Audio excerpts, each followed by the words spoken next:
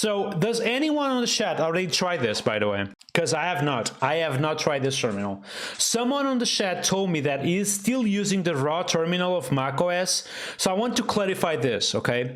And typically, there is two things you can customize in the terminal. The terminal app you are using and also the bash you are using. For example, at the moment, I'm using omzash. So this is omzash and gives you really cool stuff. Like, for example, you have this green arrow before the current directory, which tells you if the latest command was run successfully or not. You have as well, like, what is the current branch you are working on. There is a lot of things on omzash, and if you are if you are not using it, you're probably missing out. So I'm going to copy paste the link here to the chat, okay?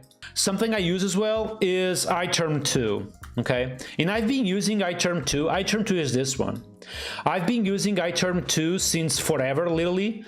And I'm a big fan of iterm 2. I use it for everything pretty much, and I love it, okay? The second terminal I use a lot is iterm, which is very pretty, and I typically use this for presentations. So, you know, iterm for presentations and iterm 2 for actually work. And I know a lot of people use warp at the moment, which not wrap warp terminal, which I think it's like it has a very deep integration with the AI and a very good auto completion as well. Okay, the only thing I have done prior to come to stream is literally clicking on download, and I have dragged the application into my applications folder, and the result was this. Okay, so let's actually have Ghostly on the left right here, Ghostly, iterm 2 and hyper terminal. So obviously my iterm terminal just looks awesome. As you can see, it's like borderless, have some spacing, left, top, bottom, everything, because it's literally the terminal I use to make my presentations. My iterm 2 is also a little bit pretty because I think I have removed some of the things here on top, but this is Ghostly. So let's try to read a little bit about the documentation to see what we find about this terminal, okay? So Ghostly is a terminal that is fast, feature-rich, and native. They have mentioned a lot of times native already. They all force you to choose between speed, features, and native UIs. Yeah, something I have noticed is that hyper terminal is literally a lot slower than iterm 2. I have noticed that. What is cool about this terminal, by the way? Okay, built-in themes. Ghostly ships with hundreds of built-in themes that can be selected one line of configuration by using the theme configuration option. For example, to use the popular cappuccino theme, just type this. Okay, where do I type this, by the way? Let me check that real quick. Oh, it's settings. Okay, I have this little configuration thing open, which is a little bit smaller for my taste, so I'm gonna make it really big. What is this music? Jesus, I'm getting crazy right now. Okay, so we have settings open. So typically I expect to just copy paste this and I have a new theme.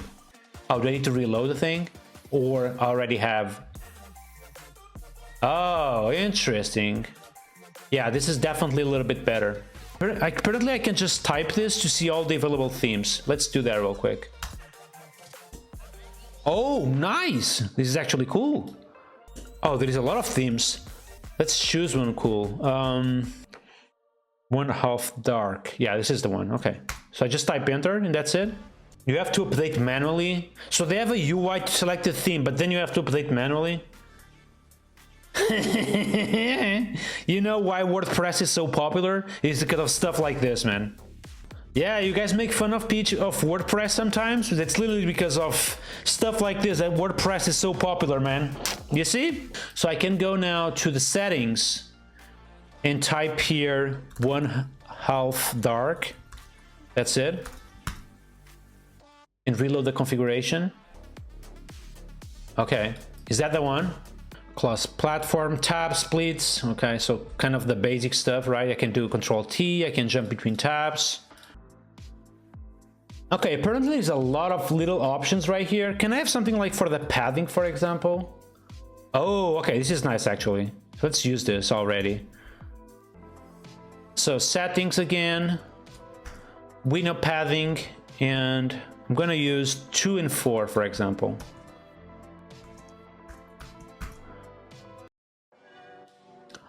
Oh, okay, now I see the padding.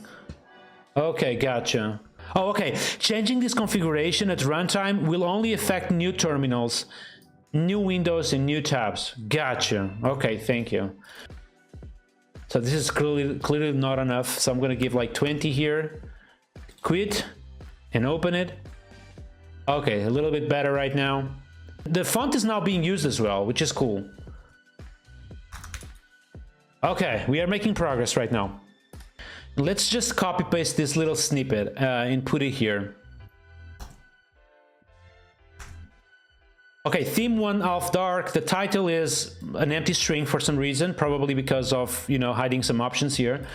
macOS style bar proxy icon hidden, font size 18, adjust cell height of 80%, window padding X, which is this little vertical thing, 20, Y 10, and Windows save state always. Okay, let's save this. Okay, so I can, let's say, go to stream, and I'm gonna type Vim. I don't know if I have Vim even installed. I do. And I'm gonna walk on this thing on Vim. There we go. There we go. You see me walking on Vim? I'm gonna go on insert mode. Oh yeah. Now I'm gonna go escape. That's it.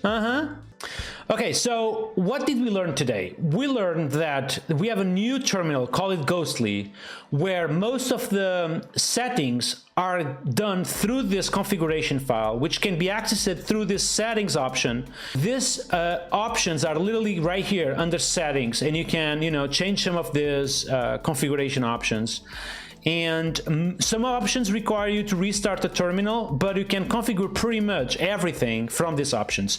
And I feel like if I would spend time enough on this, I can probably make it as pretty as my Hyper terminal.